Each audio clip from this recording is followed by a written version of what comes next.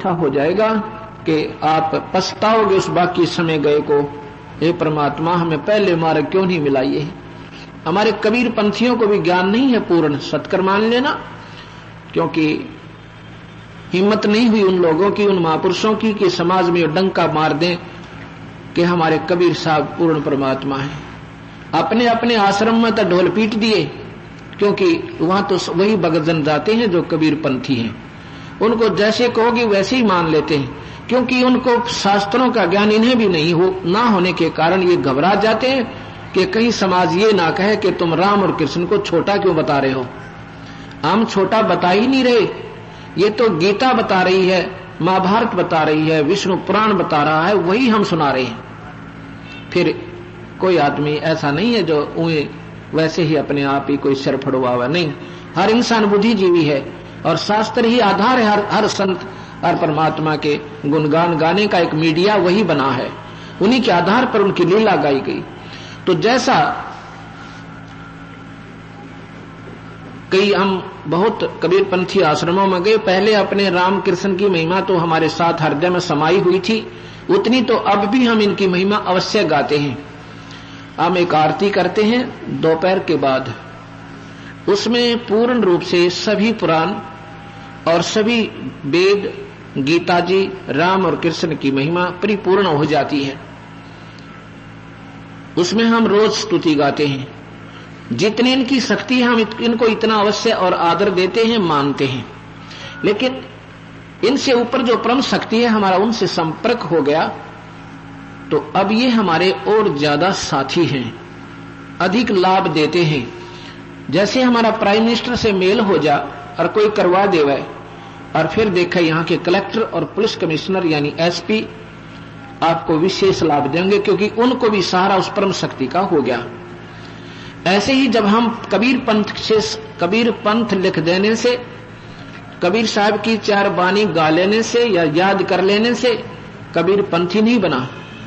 कबीर पंथी होगा जो पूरे संत संपर्क करेगा और फिर वो नाम लेवे और उस परम पिता से जुड़ जाएगा तो कबीर पंथी है, नहीं तो वो सुख की फीत है उसको कबीर पंथी की, वो नरक में जाएगा, उसको कोई नहीं बचा सकता। क्योंकि कबीर साहब के समय 64 लाख शिष्य साहब के हुए थे। अब जहां देखे आश्रम में वही नाम देते पावे, और नाम भी सारे गलत। अगर सही भी वो देते होंगे फिर वो अधिकारी नहीं नाम देने के। और गलत नाम तो वैसे सतगुरु के दुश्मन बताए हैं, जो गलत नाम देते हैं वो समाज के भी दुश्मन, अपने भी दुश्मन। और जिसको अधिकार नहीं वो नाम देता, वो नरक में स्वयं भी जाएगा। और क्योंकि नकली पासपोर्ट कोई बना देवे तो वो दोनों पेटे, बनवानिया भी और बनाने वाला भी, दोनों की कैद होगी वहां जाते ही, और उसका सारा समय बर्बाद हो जाएगा बेचारे का। अंतिम समय आ जाएगा उस साधक का जो नकली गुरु पर आश्रित हो रहा था। गरीबदास जी कहते हैं, अंधे गुंगे गुरु गणे ये लंगड़े लोभी लाख, और साहिब से परिचय ये बात बनावे साख। ऐसे ही जब हम इन बातों को सुनेंगे, क्योंकि मैंने 7 वर्ष हो गए उपदेश देते नहीं, अब ये 8वां वर्ष लग गया। सन 1993 में मेरे गुरुदेव ने आदेश दिया था कि तू पुत्र नाम दिया कर। मुझे पसीना आ गया, क्योंकि मैं तो नौकरी करता था, एक बहुत ही गिरी हुई आत्मा था। उस परम पिता की कृपा तय, उस सतगुरु की रजा तय बहुत डरता हुआ, अपने दुष्कर्मों को देखता हुआ। दुष्कर्म कौन से कि हम भगवान से विपरीत रहे, जो हमारा भगवान था उसकी हमने ज्ञान नहीं हुआ, और आन साधना करके हमने पाप कमाए। इस करके डर ज्यादा लगा, भक्ति बहुत करी और फिर भी कम मानता था। मुझे मालूम ही नहीं था, लेकिन वो गुरुदेव अंतर्यामी थे, स्वामी रामदेवानंद जी महाराज, ये कबीर साहिब के परम हंस आत्मा थी। इन्होंने कहा कि पुत्र नाम दिया कर तू।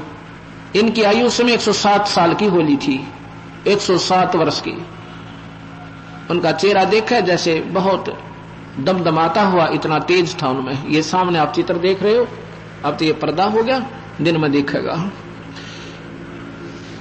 सन 1994 से नाम देना शुरू किया, 94 से आज देख लो 2002 आ गया। 8वां वर्ष लगा, जिसमें 2.25 लाख नई कबीर पंथी संगत तैयार होगी।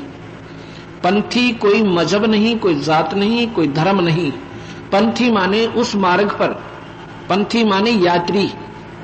पंथी होता जो रास्ते चलने वाला राही, उसको पंथी कहते हैं। जो एक ही कबीर साहब ने जो मार्ग हमें रास्ता बताया उस पर जो चल रहा है वो कबीर पंथी है, उससे न्यारा चल रहा है वो कबीर पंथी नहीं, वो काल पंथी है।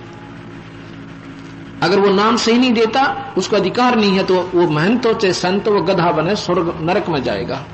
और ये कड़वी बात अगर उनको स्वीकार होगी तो आप भी नाम ले, अपने शिष्यों को भी नाम दिवा दें दोबारा। इसमें मान बढ़ाई नहीं रखें, भगवान नाराज हो जाएगा।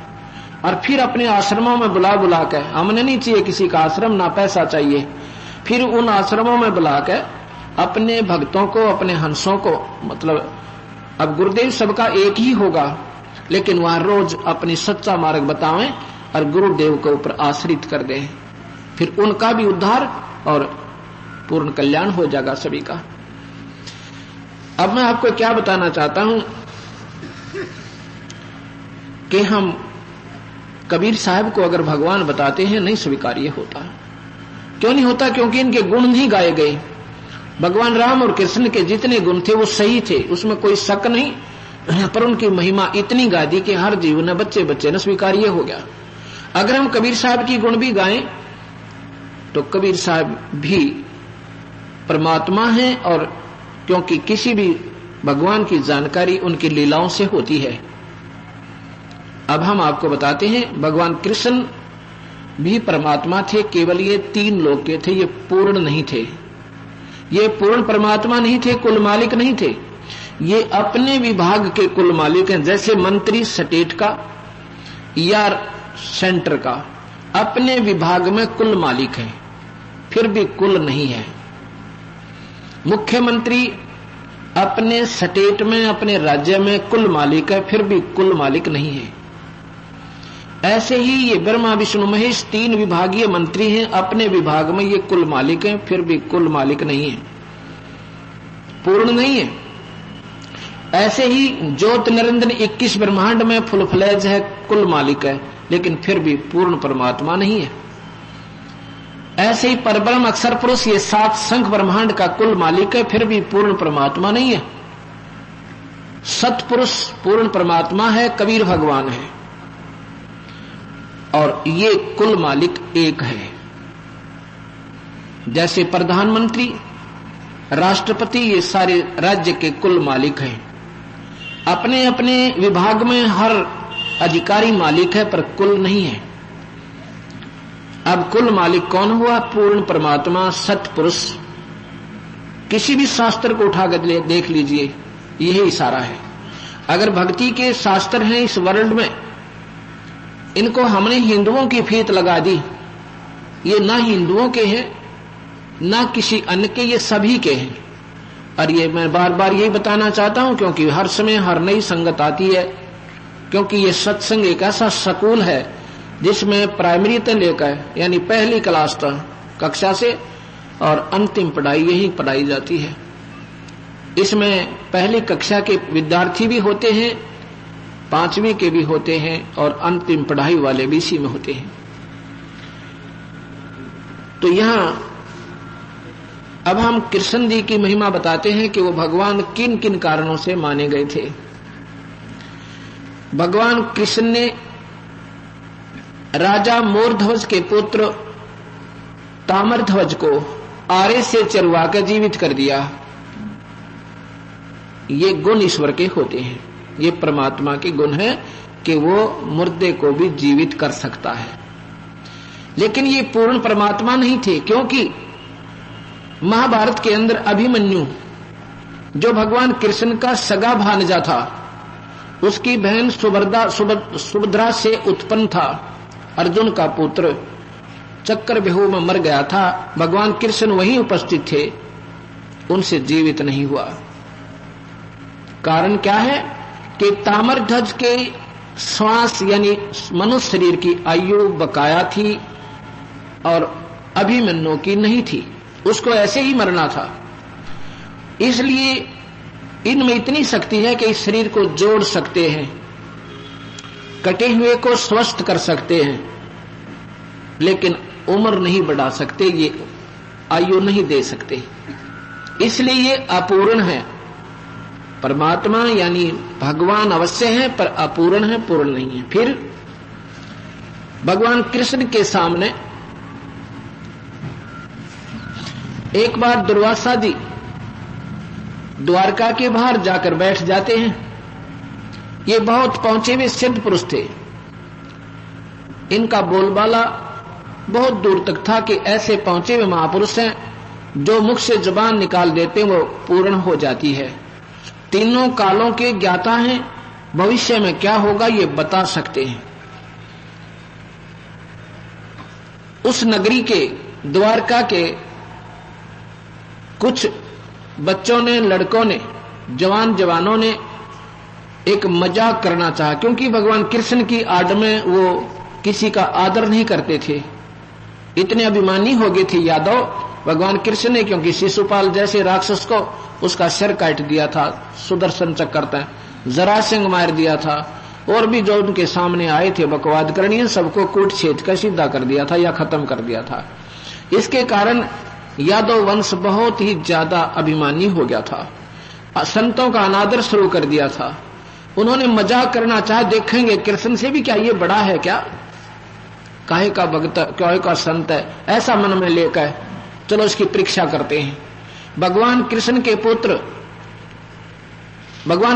पुत्र प्रद्युम्न को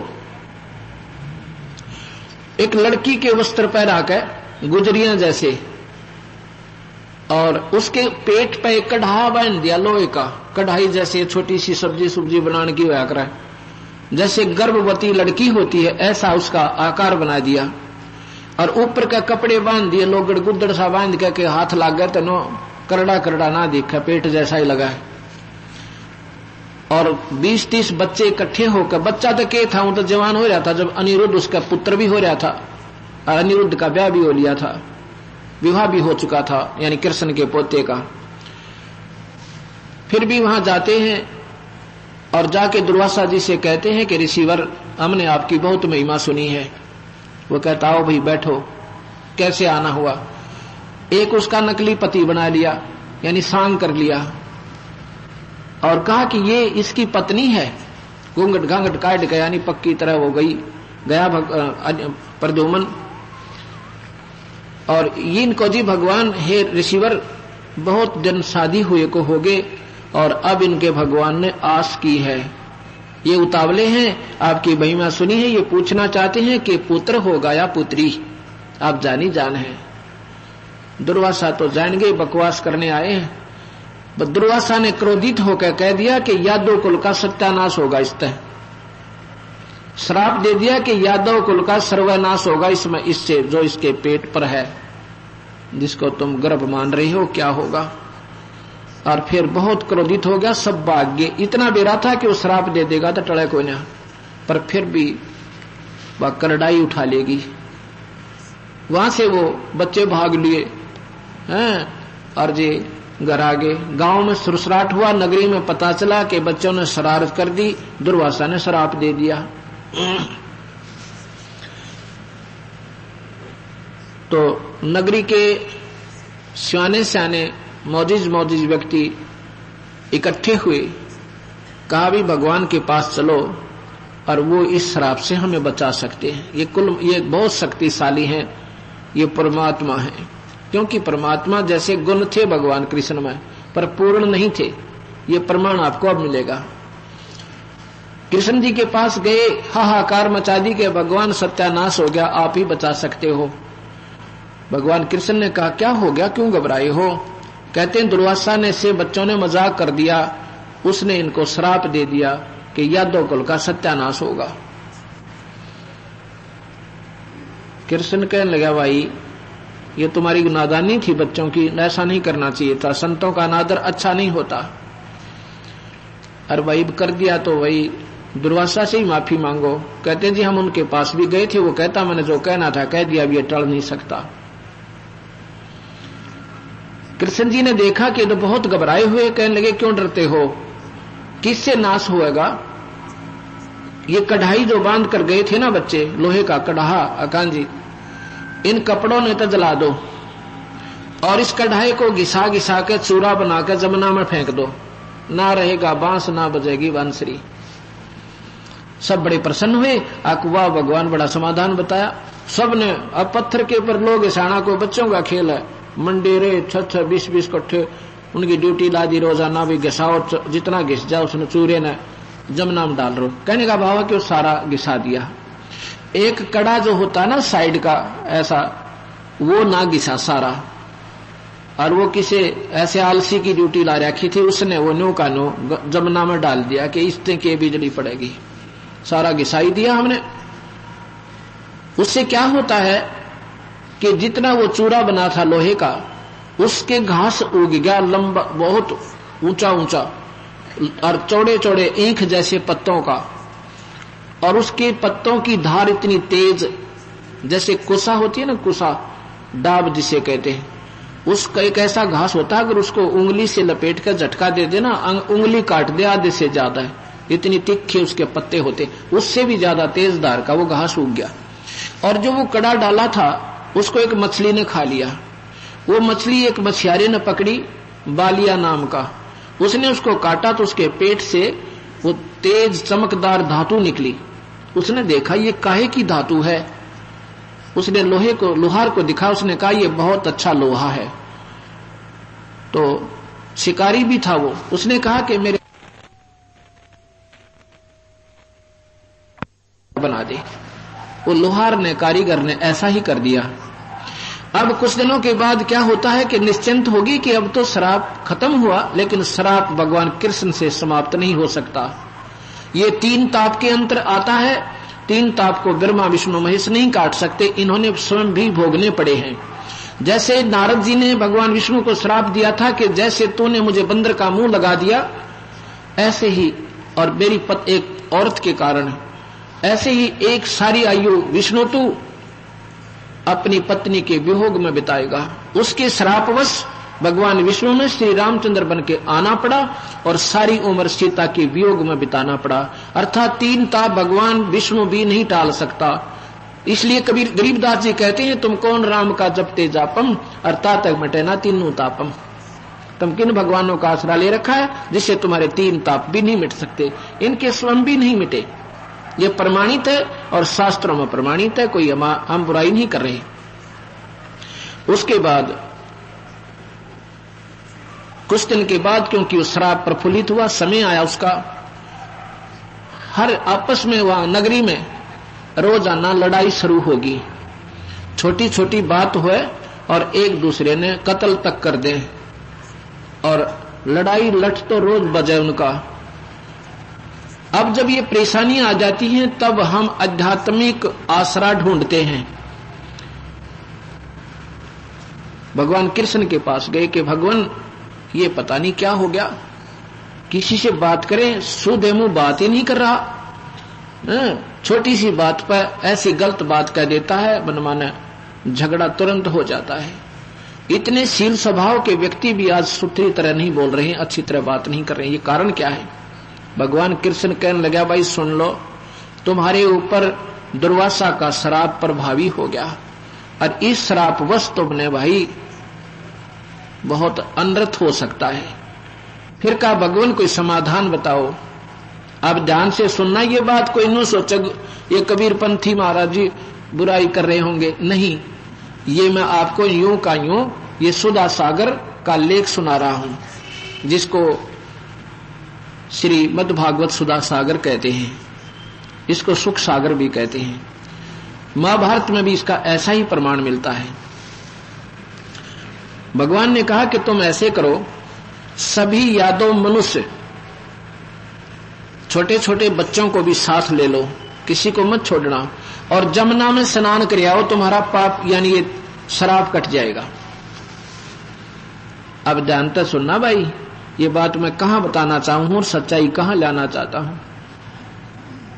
अब कोई कहता ना गंगा में स्नान कर ले पाप कट जाएंगे, या जमुना में नहा ले पाप कट जाएंगे। भगवान कृष्ण ने स्वयं कहा था कि जमुना में स्नान करो, तुम्हारे पर श्राप नहीं रहेगा और ये झगड़े बंद हो जाएंगे। सभी अपने छोटे छोटे नवजात शिशुओं को भी ले गए, कहीं ये ना रह जावे, इन पर श्राप रह जावे। और इनको भी नहवा कर लाएंगे, गंगा में जमुना में स्नान करवाएंगे। पहुंच गए वहां प्रभास क्षेत्र में। तो वहां जाकर क्या करते हैं, वहां जब पहुंच गए तो लड़ाई तो घर गांव में शुरू ही थी, उनकी आपस में मनमुटाव चल ही रहा था। वहां पर भी छोटी छोटी बातों को लेकर वहां मुक्कम मुक्का लातम लाता झगड़ा हो गया शुरू। गंगा जमुना में नहाना तो रह गया, वो घास जो उगा था ना उस कण से, लोहे के कण था, उसको उखाड़े और ऐसे मारे और गर्दन का लपेटा आवर ऐसे खींच दे, गर्दन दो न्यारी हो जा, आधी कट के नीचे गिर जा। 56 करोड़ यादव उसमें वहां जमुना का किनारा है, आपस में खून खराबा हो गया, समाप्त हो गए, कटका मर गई, आपस में लड़का मर गए। और फिर सुनो, भगवान कृष्ण को उसी 2-3 दिन के बाद उसी शिकारी ने, जिसने वो उसी कड़े का वो तीर बनवाया था, वो भगवान कृष्ण के पैर में मारा प्रभास क्षेत्र में। धोखे से लगा, कहा कि भगवान कृष्ण एक वृक्ष के नीचे लेटे हुए थे, घुटने पर पैर को रख कर, जिस पैर में पद्म था उस पद्म को देखा कि उस शिकारी ने सोचा कोई मृग है, और उस हिरण की आंख चमक रही है पत्तों की झुरमटों में से। तो उस शिकारी ने सारा दिन कोई शिकार ना मिला, 2 पैर होगी थी, उसने सोचा कहीं ये भी ना खिसक जा, ठोक दे नाड़े का। उसने उधर से ही अपने पत्तों के अंदर से ही तीर मार दिया, और वो भगवान के उस चमकती हुई, उसने सोचा था ये आंख है, और था वो पद्म भगवान कृष्ण के पैर का, चमक रहा था जैसे कोई 100 वाट का बल्ब और दिन में चस रहा हो। लगते ही भगवान चिल्लाए, मर गया भाई, मर गया रे, मर गया रे। अब शिकारी ने सोचा ये तो जुल्म हो गया, कोई आदमी को लगा और वो मानुस मर गया। भागा आया, देखा तो भगवान ये द्वारकाधीश वहां पर पड़े पड़े तड़प रहे हैं। ऐसे भगवान की हत्या की गई, भगवान कृष्ण की। भगवान कृष्ण के सामने अनिरुद्ध भगवान और प्रद्युम्न भगवान का बेटा, ये सब सर्वनाश को हो गए। 12,000 पुत्र बताते हैं भगवान के, क्योंकि 16,000 पत्नी, 16,008 पत्नियां थी, और वो सभी नाश को प्राप्त हुए, भगवान नहीं बचा सके। उसके बाद 8 की 8 पत्नियां ने, जो उनकी अपनी ब्याहता पत्नियां थी, शादी की थी उन्होंने, उन 8 की 8 ने आत्महत्या की। उसके बाद अग्रसेन, वासुदेव, इन्होंने भी जलकर अपने प्राण हत्या की। ये महाभारत मेरे पास रखा है, इसने पढ़ लेना। सुधा सागर भी मेरे पास, इसमें लिखा हुआ न्यू का न्यू। भगवान नहीं बचा सके, क्योंकि ये उस काल के वश हैं, और सब खेल वो काल निरंजन खेल रहा है। इन बेचारा को कठपुतली बना रखा है, इनके पुत्र होते हुए भी वो काल इनको बख्शता नहीं। तो यहां सतगुरु महाराज कहते हैं ये भी भगवान है, पर ये पूर्ण नहीं है। अब कबीर साहब के बारे में मैं आपको बताता हूं कि ये परमात्मा थे। साहिब कबीर 4 युगों में आए हैं। सतयुग में सत्सुकृत नाम से, और त्रेता में मुनिंदर नाम से, द्वापर में करुणा में नाम से, और कलयुग में कबीर नाम से। जब तक ये कलयुग चलेगा, कबीर साहब के कबीर नाम का बोलबाला अंतिम सांस तक रहेगा, ये नाम नहीं मिटेगा। हाँ, वो अन्य भी रूपों में अन्य नामों से आते रहेंगे और अपना सतबारक दर्शाते रहेंगे, लेकिन महिमा कबीर की ही चलेगी, कबीर नाम की चलेगी, ये मिटा नहीं जा सकता। ये ऐसे ही सतयुग में सत्सुकृत नाम अंतिम तक चला था, और मुनिंदर नाम त्रेता के अंतिम तक रहा था, फिर करुणा में द्वापर के अंत तक रहा। ऐसे ही कबीर नाम कलयुग के अंत तक चलेगा। जब भी ये आते हैं, ये सच्चाई यही बताया करते हैं, लेकिन सच्चाई को स्वीकार करने वाले हंस बहुत कम हैं। इन्होंने आकर बताया कि भाई कोई हिंदू न्यारा नहीं, मुसलमान कोई भिन्न नहीं, और दोनों की साधना ठीक नहीं तुम्हारी भगवान पाने की। गरीबदास जी कहते हैं, उन्हीं के शिष्य कबीर साहब के, कहते हैं मुसलमान गायें बखी, हिंदू खाया सूर, गरीबदास दोनों दीन थे, वो राम रही मादूर। मुसलमान ने गाय खा ली, हिंदू ने खा लिया सुअर। कहते हैं ये मांस खाने वाले से राम और रहीम बहुत दूर हैं, दर्शन भी नहीं देंगे आपको कभी। दोनों धर्मों को समझाया करते भाई आपा एक ही परमात्मा की संतान है। ये गधे कुत्ते सुअर ये गाय ये भी उसी भगवान के बच्चे हैं, और तुम इनको मार रहे हो खा रहे हो, भगवान प्रसन्न नहीं होगा। अब हमारा बच्चे ने चाहे कोई छोटे न मारे और चाहे बड़े न मार दे, दुख बराबर होगा। भगवान का चाहे कीड़ी मार दो और चाहे हाथी न मारो, चाहे गाय न मारो, चाहे मनुष्य को मारो, उस ईश्वर ने इतना ही कष्ट होता है। और दोनों को कहा करते भाई तुम नरक में जाओगे। हिंदू मुस्लिम दोनों ही भाई और दो कहें वो नरक में जाई। तुम समझे ही नहीं भगवान है क्या और इंसान जीव क्या है। इस बात पे मुसलमान भी नाराज हो गए और हिंदू भी। और कबीर साहब कहा करते मैं भगवान हूं भाई, मैं अल्लाह हूं। और मुसलमान धर्म में इस बात को स्वीकार्य नहीं करते कि कोई आकार में मोहम्मद साहब के बाद कोई आकार में अल्लाह नहीं आ सकता। और जो ये ऐसा कहे कि अल्लाह मनुष्य अपने आप को अल्लाह बताओ, वो गुमराह कर रहा है, समाज का दुश्मन है, उसको सजा दी जावे। कबीर साहब कहते थे मैं ही वो परमात्मा हूं भाई, मैं ही अल्लाह हूं, मुझे ही राम, मैं ही राम हूं, मैं ही सब कुछ हूं। लेकिन किसी ने नहीं सुनी, बल्कि दुश्मन बन गई।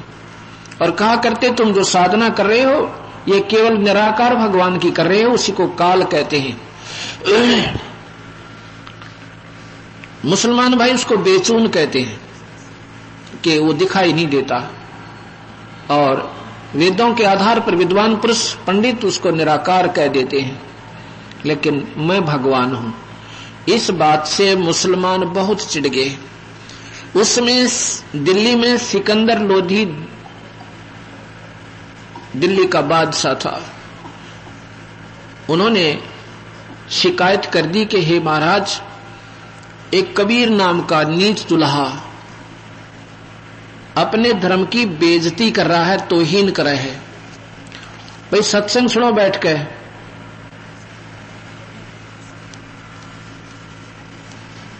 तो वो हमारी तौहीन करता है और कहता है मैं भगवान हूं। और नगरी के बहुत से आसपास के जो प्रभावशाली मुसलमान भाई उस राजा के पास पहुंचे। राजा ने कहा कि क्या कहता हो? वो कहता है कि तुम मांस खाते हो, तुम पाप करते हो, नरक में जाओगे। और कहता मैं भगवान हूं। उसने हमारा जीना हराम कर रखा है, राजन उसका कोई प्रबंध करो। राजा ने कहा कि लाओ उसको पकड़ के। 10 सिपाही राजा के हुक्म से और कबीर भगवान को पकड़ने जाते हैं, पकड़ कर ले आते हैं। वहां पर हजारों की संख्या में दर्शनार्थ ये जनता खड़ी हो जाती है ये देखने के लिए कि आज इसको सजा मिलेगी। बहुत बात बनाता था। सिकंदर लोधी ने कहा कि क्या कहता है कबीर, तू भगवान है? जी हां, मैं ईश्वर हूं, मैं परमेश्वर हूं, मैं अल्लाह हूं। अब वो कहते हैं बाकी जो गए थे देख लो जी, आपके सामने कह रहा है। तो सिकंदर लोधी ने कहा कि गाय लाओ एक। और गाय को वहीं सभा में तलवार से उसको बिस्मिल करवा दिया, कटवा दिया। और कहा कि तू भगवान है तो इस गाय को जीवित कर दे। गाय गर्भवती थी, साथ में उसके बच्चे का भी पेट। और सिकंदर कहता है अब इसको जीवित कर दे, मैं तुझे खुदा मानूं, नहीं तो तेरा सिर अभी कलम कर दूंगा। अब वो तो मालिक थे, उसका कौन कलम कर सकता था। उसी समय भगवान कबीर साहब खड़े हुए और जाके ऐसे एक थपकी गाय को लगाई, दोनों टुकड़ा गए। एक थपकी उसके बच्चे का लगा दी, दोनों जुड़ गए और जीवित हो गए। बोल सतगुरुदेव की। और लेकर बाल्टी दूध ठोक दिया, उनके सामने दूध निकाला। तो फिर क्या कहा कि गाय अपनी अम्मा है। हिंदू और मुसलमान दोनों को दूध पिलाती है, ये एक दुश्मन नहीं है किसी की, इसको भेदभाव नहीं है। और जिसका दूध पिए वो अपनी माँ होगी। और फिर माँ को तो मारते हो, काटते हो। कहते हैं गऊ अपनी अम्मा है, इस पर छुरी मत बा, गरीब दास गी दूध ने सब ही आत्म खा। ये तो हिंदू को भी दूध देती है, मुसलमान को भी देती है। इसका घी खाओ, इसका दूध खाओ, इस मांस ने खा के इसका क्यों नाश करो भाई। अब उस समय तो सबकी घी बंदगी, सभी जो बोले स्वीकार करें, जी हाँ जी हाँ। और फिर साहब इतना अपना शक्ति से इतना तेजों में शरीर हुआ जैसे आसमान पर छूता हुआ नजर आवे। और सिकंदर लोधी चरणों में गिर गया, अक्षमा याचने के अल्लाह हे खुदा, हे दाता मेरी जान बख्श दो। साहब ने कहा मैं तो बख्श दूंगा, पर अल्लाह तुझे तेरे कर्म के आधार पर नहीं बख्शेगा यदि तू मेरी शरण में नहीं आएगा। तो चरण लिए, हाथ जोड़े, अक्षमा याचना की और कहा कि मेरे से गलती होगी भगवान, माफ कर दो। कर दिया भाई, पर यो अनर्थ मत करो भाई, तुम दोनों ही हमारे बच्चे हो, हिंदू और मुसलमान, मैंने कोई फर्क नहीं, सिख और ईसाई कोई न्यारे नहीं है। सिख तो जब थे ही नहीं साहिब के समय में। सिकंदर लोधी ने एक पालकी मंगाई और पालकी के अंदर साहिब को बैठाया। उधर से उसके मातामो बोले, माता पिता कबीर साहब के, वो भी आगे नीरू, क्योंकि जिसका बेटा पकड़ा जावा माँ बाप रुक नहीं सकते, बेशक मर जावे। और कहते राजा हमें भी मार दे, वो पकड़ रखे थे न्यारे, उनको पास नहीं आने दिया जा रहा था। फिर उनको भी बुलाया आदर से और तीनों को पालकी में बैठा के और वहां उनकी झोपड़ी तक राजा ने भिजवाई। बोल सतगुरुदेव की जय। अब ये कबीर भगवान है। धन धन सतगुरु सत कबीर भगत की पीड़ मिटाने वाले। धन धन रे भगत की पीड़ मिटाने वाले, भगत की पीड़ मिटाने वाले, पीर मिटाने वाले। धन धन सतगुरु सत कबीर भगत की पीर मिटाने।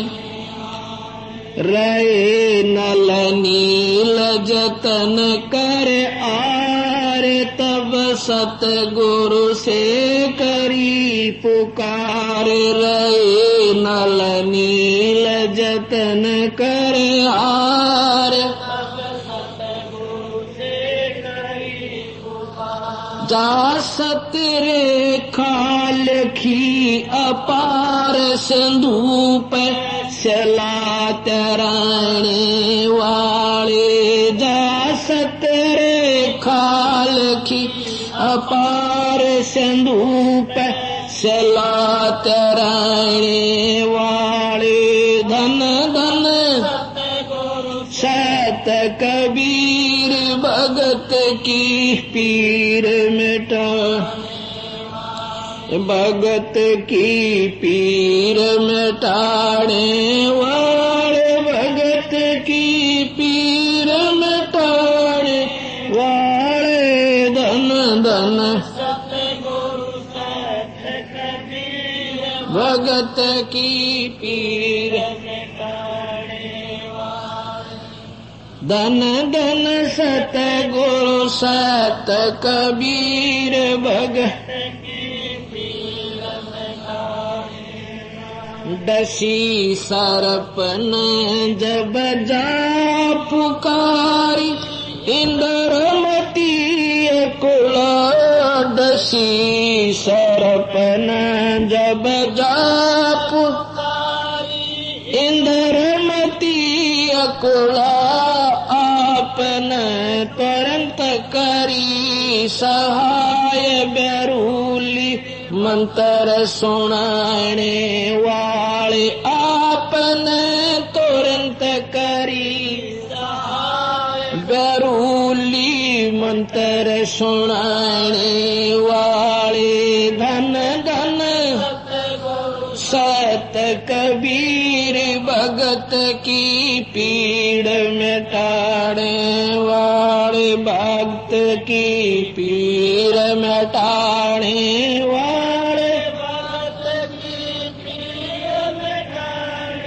वाले धन धन सतगुरु सत कबीर भगत की पीड़ मिटाने दामोदर सेठ के होठ आकाज अरज करी डूबता देखे जहाज दामोदर सेठ के थे आकाज अरज करी डूबता देख जहाज लाज मेरी रखियो गरीब नवाज समुद्र से पार लंघाने वाले लाज मेरी रखियो गरीब नवाज समुद्र से पार लंघाने वाले धन धन सतगुरु सत कबीर भगत की भक्त की पीड़ मिटाने वाले पीड़ मिटाने वाले धन धन सतगुरु सत कबीर भगत की कर जोड़ दीन धर्मदास दरस दे पूर्ण करियो आस कर जोड़ दीन धर्मदास दरस दे पूर्ण करियो आस मेट दो जन्म मरण की तरास सत्य पद प्राप्त करवाने वाले मेट दो जन्म मरण की तरास सत्य पद प्राप्त करवाने वाले धन धन भगत की पीड़ मिटाने वाले भक्त की पीड़ मिटाने वाले भक्त की पीड़ मिटाने वाले धन धन सत कबीर भगत की पीड़ मिटाने सत साहिब। अब और आपको बताते हैं, अभी आपने सुना कि रहे नल नील जतन कर हार तब सतगुरु से करी पुकार। अब भक्त आत्माओं, सच्चाई का ज्ञान ना होने से सच्चाई को इतना रुला दिया, इतना उलझा दिया कि अब सुलझाना हमारे लिए बहुत कठिन हो गया।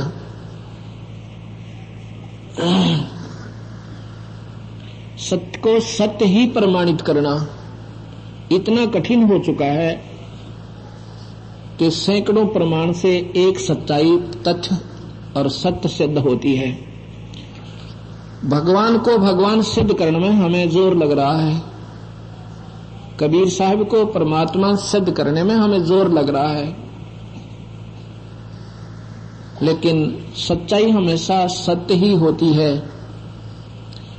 अब हम रामायण पढ़ा करते थे, बहुत शौक से पढ़ा करते थे, सुना भी करते थे, रामलीला भी देखा करते थे। और अभी कुछ समय पहले रामायण टीवी के ऊपर पूर्ण रूप से आई है, जो कि प्रमाणित है।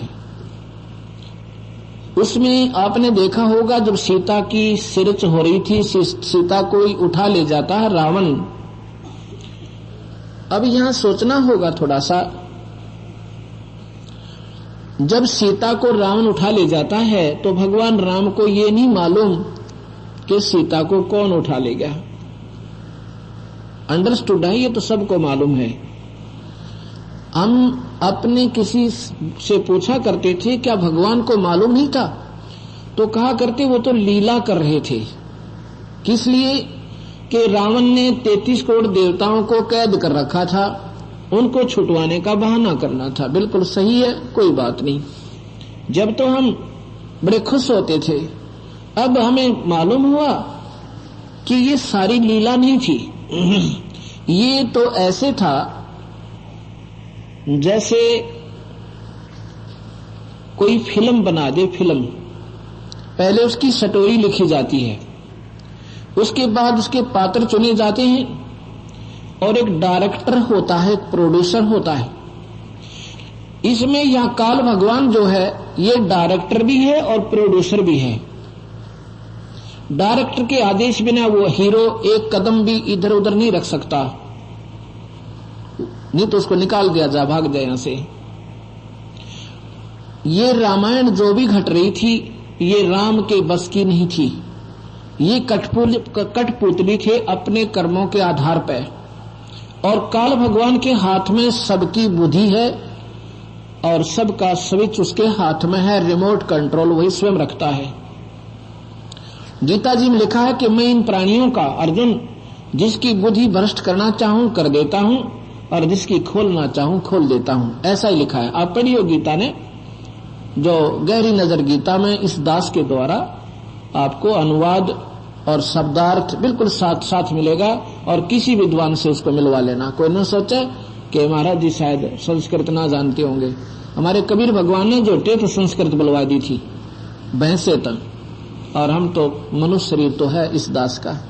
वही शक्ति, वही परमात्मा ये सारा खेल खेल रहा है। जैसा आपने सुना होगा कि महर्षि वाल्मीकि ने रामायण को 10,000 वर्ष पूर्व या कहानी न्योकिनो बता दी थी कि ऐसे होगा, और वही हुआ। फिर राम का रोल कितना रह गया उसमें? वो तो कठपुतली थे, ये तो पहले सुनियोजित थी। जब 10,000 वर्ष पूर्व जिस बात का पहले ज्ञान हुआ और वो वैसे ही हुआ, तो क्या था कि ये फिल्म पहले से बनी हुई थी। ऐसे ही राम आया, सीता उठी और युद्ध हुआ, ऐसे ही पुल बंधा, उनसे पुल नहीं बना। तो उस समय भगवान राम की बुद्धि काल ने बंद कर दी, क्योंकि ये विष्णु है 1000, ये 4 भुजा की, और इनका पिता काल भगवान जो 1000 भुजा का, उसके हाथ में 21 ब्रह्मांड का रिमोट कंट्रोल है, और गुप्त रूप से वहीं से सबको ऑन ऑफ करता रहता है। उस समय भगवान राम की बुद्धि उसने बंद कर दी कि उसको मालूम भी नहीं सीता कौन उठा ले गया। हनुमान जी ने खोज किया, ऐसे ही कोई दक्षिण में गया, कोई पूर्व में, कोई उत्तर में, कहीं जामवान जा रहा, कहीं सुग्रीव गा, और कहीं पर अंगद गा, कहीं हनुमान गा। हनुमान ने देखा कि वो रावण की कैद में माता बंद है। हनुमान जी ने आके बताई कि लंकापति रावण राक्षस हमारी मां को उठा लेगा। तो अब रावण के पास पहले दूत भेजे, रावण नहीं माना, कहता तुम्हें हिम्मत है तो युद्ध करके आ जाओ और ले जाओ। उस समय पुल की आवश्यकता बनी सेना पार करने के लिए। भगवान राम ने 3 दिन तक समुद्र में खड़ा होकर समुद्र से प्रार्थना की, उसकी याचना की, स्तुति करी कि हे समुद्र देव, हे जलधि, हे सागर राज, मुझे रास्ता दे दे, आज मैं बहुत दुखी हूं। 3 दिन तक समुद्र टस से मस नहीं होता है। तो कहता है रामचंद्र, लक्ष्मण मेरा अग्नि बाण निकालिए, लाता के भूत बातों से नहीं मानते, ला इसको जला देता हूं समुद्र को। लक्ष्मण ने जब अग्नि बाण दिया, भगवान ने उसको प्रतिंचा पर चढ़ाकर, और जो ही समुद्र को जलाना चाहा उसमें से लपटें निकलने लगी।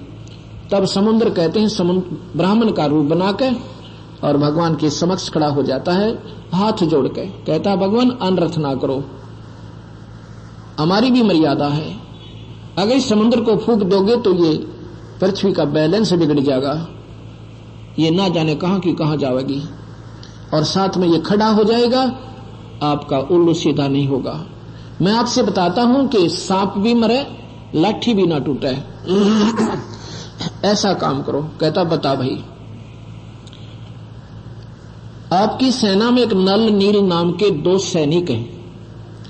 उनके पास ऐसी शक्ति है, उनके गुरुदेव की प्रदान की हुई, उनके हाथ से कोई वस्तु नहीं डूबती। ये नल नील कौन थे? इनके गुरुदेव कौन थे? साहेब कबीर, वो पूर्ण परमात्मा त्रेता में मुनिंदर नाम से आए हुए थे। उसमें ये नल नील साहिब के शिष्य थे और ये थे भोले से दिमाग के, और सेवा इतनी करते थे। जब कोई संत समागम होते थे, ये भक्त आत्मा आ जाती थी सत्संग विचार विमर्श करने के लिए, और उधर से मुनिंदर साहिब भी उनको सत्ज्ञान बताते थे। तो नल नील उनके बर्तन साफ करने के लिए, ऋषियों के उनके कपड़े साफ करते थे, दरिया पर पहुंच जाते थे। दरिया के किनारे ही ये समागम हुआ करते थे पानी का आसरा लेकर। वो क्या करते थे कि वो इतने मस्त हो जाते थे, एक काम में दूसरा भूल जाते। नल नील तो कई तो कपड़े गुम हो जाते, वो पानी में डूब जाते। बर्तन ले गए, किसी के 4 बर्तन ले गए, 2 वापस लाते थे, वो बाकी डूब जाते थे। उन मस्ती में ध्यान ही नहीं रहता था, भोले ज्यादा थे। वो ऋषि अपने वो सामान संभालते, भी मेरे तो 4 पात्र थे, बर्तन थे, ये 2 लाए तुम वापस। किसी का गिलास नहीं तो किसी का करमंडल खो दिया, किसी का कुर्ता लाए तो किसी की लंगोटी खोयाए। फिर वो ऋषि कहते भाई तुम रहने दो, हम अपनी सेवा आप ही कर लेंगे। तुम तो भाई सेवा तो करते हो, पर भाई हमारा तो नुकसान भी बहुत हो जाता है। फिर वो रोने लग जाते हैं, कहते नहीं ऋषिवर, अपने दासों से सेवा मत लो, हमें सेवा दे दो। उन्होंने सोचा भाई ये अच्छा काम हुआ, इन्हें नाटे तो दोष लगे, और जो इनको सेवा दें तो ये आधी वस्तु वापिस लाए, में बड़ा समस्या हुई। तो उन्होंने उनके गुरुदेव मुनिंदर जी से प्रार्थना की कि आपके शिष्य, हम कहते हैं तो ये रोने लग जाते, हमें दया आती है, हम दोषी नहीं बनना चाहते, आप कोई समाधान निकालो, या तो इनको मना कर दो कि हमारी सेवा ना करें, आपका आदेश मानेंगे ये। जब सारी कहानी का साहब ने पता चला और उनके मुंह तरफ देखा, वो सोच रहे थे हे भगवान कहीं गुरुदेव आदेश ना दे दें, हमारी सेवा छिन जाए। ऐसे आंखें में आंसू आ गई। साहब ने कहा कि पुत्र, आज के बाद तुम्हारे हाथ से कोई वस्तु नहीं डूबेगी, चाहे लोहा हो चाहे पत्थर हो। नल नील बड़े प्रसन्न हुए। उस दिन के बाद उनके हाथ से ना कोई बर्तन डूबे था, वो ले जाते थे, और ना ही कोई कपड़ा डूबा था, अर्थात समस्या हल हुई। फिर उस समय जब सेना की आवश्यकता पड़ी तो सभी ऋषि और सभी भक्त आत्मा रामचंद्र की तरफ लड़ने के लिए पहुंच जाते हैं। ये नल्लीन उनकी सेना में शामिल हो जाते हैं। कहते हैं 18 पद्म सेना तो भगवान शिव के गण आगे थे वहां पर, और रामचंद्र जी के पास सेना कहाँ थी, और अपनी अयोध्या से भी ना मंगवाई थी उसने, तो ना भरत तो आ जाता ना कुछ सेना लेकर, वो भी नहीं आया था। ये ऐसे ही गण आए थे वहां से। भगवान शिव के 18 पद्म बताते हैं, नील पद्म ये होते हैं ना ऐसे, और बाकी ये ऋषिवर संतजन ये सारे इकट्ठे हो गए थे। तो इस प्रकार नल नील के पास वो परम पिता कबीर भगवान की बख्शी हुई शक्ति थी। हमारे पास ज्ञान न होने से, इनकम्प्लीट नॉलेज होने से, क्योंकि सतगुरु की महिमा से हम परिचित ना हुए, इसलिए ज्ञान सुचारू नहीं बन पाया। अब नलनील को बुलाया गया कि नलनील के पास ये शक्ति है। कहा जी? तो नलनील से कहा भगवान ने, रामचंद्र जी ने, कि नल नील तुमने पहले क्यों नहीं बताया? कहते हैं साहब हम पहले बताते तो थे, पर मेरी कोई सुन ही नहीं रहा था। मैंने चर्चा तो की थी इस सेना में, तो मुझे कहने लगे तुम चुप पड़े रहो, काहे के पत्थर तराओगे तुम। और डर लगा कि कहीं हनुमान जैसे एक मुक्का मार दे 3 बार मरे हमने कौन आने दे आपके पास। इसलिए हम नहीं बोले महाराज कि आपके पास ये शक्ति है पुत्र, तो करो कृपा, एक बार परीक्षण दो, करके दिखाओ इस कार्य को। अब उस दिन वो नलनील मार खा गए, गलती कर गए। क्या गलती की? उस दिन अपने गुरुदेव को याद ना किया, क्योंकि उन्होंने सोचा कि आज तुम्हारे सामने हनुमान फेल, अंगद फेल और सुग्रीव फेल और तुम्हारी वाह वाह हो जाएगी। और ये इंसान की जो मान बढ़ाई जीव की सबसे बड़ी दुश्मन है। और उस दिन नलनील मार खा गए, भगवान को याद नहीं किया अपने गुरुदेव को, और अपनी ही महिमा जनाने के लिए पत्थर उठाया रख दिया कि देखो वो पत्थर डूब गए नहीं तरे। वो शक्तिहीन हो गए दोनों के दोनों। अब पत्थर नहीं तरे तो भगवान राम समुद्र की तरफ देखता है कि जैसे कह रहे हो, कहना चाह रहे हो कि समुद्र तो झूठ बोल रहा था, इनसे पत्थर नहीं तरे। समुद्र कहता है कि नादानो तुमने अपने गुरुदेव को याद नहीं किया, अपने पूज्य गुरुदेव को एक बार याचना करो। वो भी सहम गए, कहा मैंने यह गलती की। ऐसे ही कबीर साहब गरीबदास जी कहते हैं, जैसे माता गर्भ को रखे जतन बना और ठेस लगते छिन्न हो तेरी ऐसे भक्ति जा।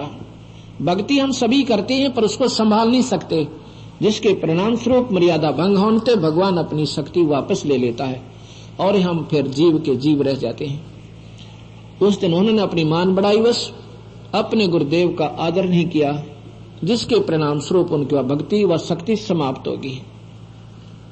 तो तब उन्होंने समुद्र के याद दिलाने पर अपनी गलती का आभास हुआ और खड़ा होकर दोनों ने याचना की, हे पूज्य गुरुदेव हमारे से गलती होगी, क्षमा करो दाता, दर्शन दो एक बार मालिक।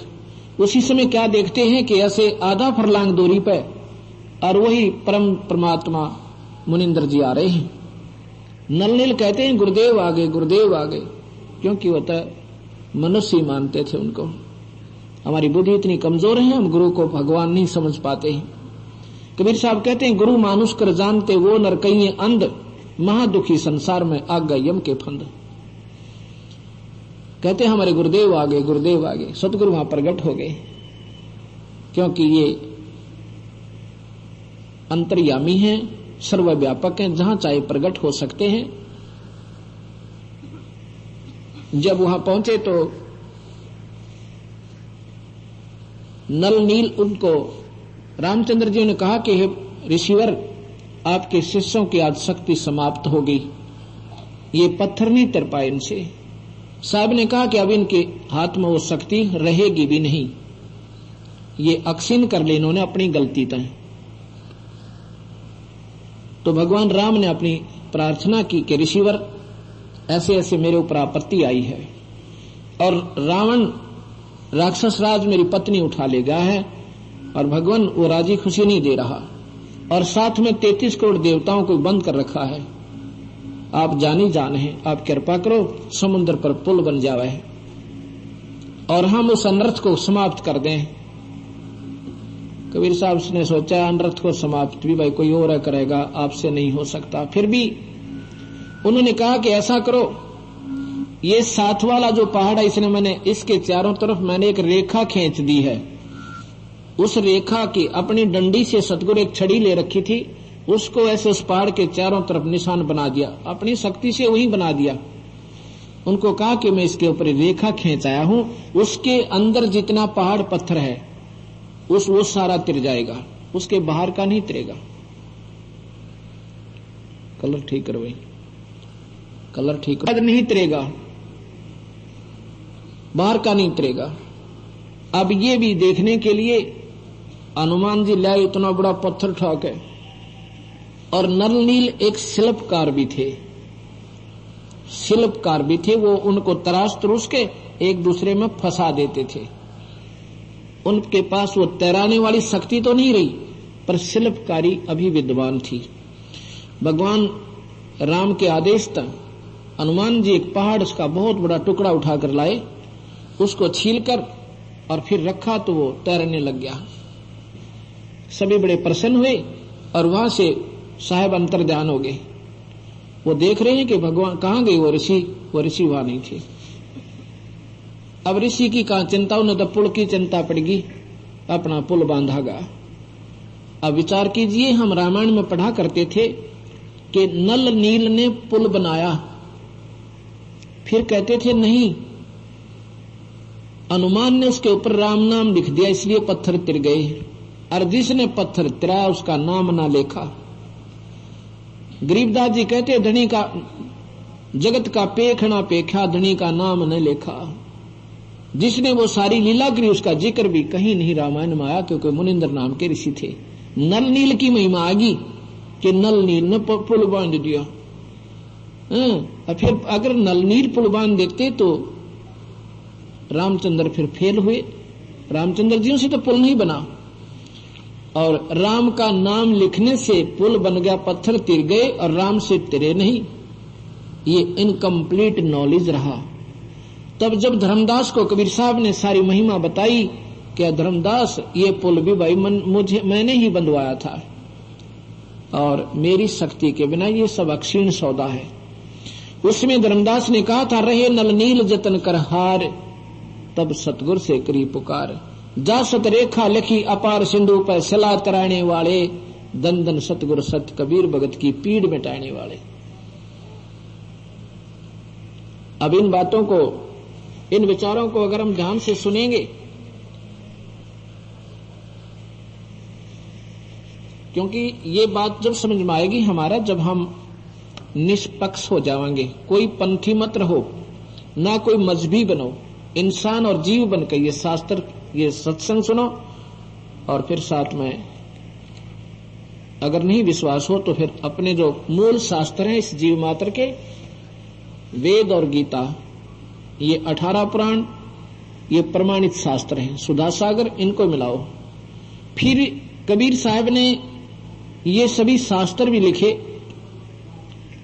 और साथ में उस पूर्ण परमात्मा के पाने की विधि भी लिखी, वो सतनाम लिखी। अब मैंने क्या देखा है, क्योंकि मैं कबीर पंथियों से आश्रमों में जा कर भी मिला उनसे, मैंने ये सोचा था कि ये कबीर पंथी सभी एक ही मार्ग पर होंगे और एक ही नाम का, एक ही विधि का इन्होंने सब जगह प्रचार किया होगा, पर नहीं पाया। कबीर साहब का सतनाम का भी कबीर पंथियों को ज्ञान नहीं है, तो सबसे बड़े बाधक कबीर पंथ के ये कबीर पंथी बन गए। क्योंकि जो भी सतगुरु की परंपरागत 500-600 वर्ष से जो कबीर साहब के मानने वाले दर पीढ़ी आ रहे हैं, वो कबीर साहब का नाम सुनते गदगद हो जाते हैं। फिर उनको कैसा ही कबीर पंथी मिल जाए उसका चिपक कर बैठ जाते हैं, सोचते हैं अपना कबीर पंथी है। अपना कबीर पंथी वो नहीं है अगर उसके पास सही वे ऑफ वर्शिप नहीं है, जो कि धर्मदास को कबीर साहब ने बताई। आप गहरी नजर गीता में 3 अध्याय के अंदर सारांश लिखा है मैंने, इस दास ने, उसमें कबीर साहब की और धर्मदास की वाणी लिखी है, उसमें सतनाम भी लिखा है और वाणी का प्रमाण भी दिया है, उसको पढ़ना। लेकिन सारनाम नहीं लिखा उसमें, क्योंकि सारनाम नहीं बताएंगे हम आपको, नहीं तो ये नकली नाम, नकली संत इस सतनाम तो पढ़ ही लेंगे उसमें, और सारनाम लिख देंगे तो सारनाम भी वो ऐसे ही गलत देने लग जाएंगे, और कोई पूछेगा कि यही सतनाम है, सारनाम नहीं बताएंगे। गरीबदास जी कहते हैं कि सोहम शब्द हम जग में लाए, सार शब्द हमने गुप्त छिपाए।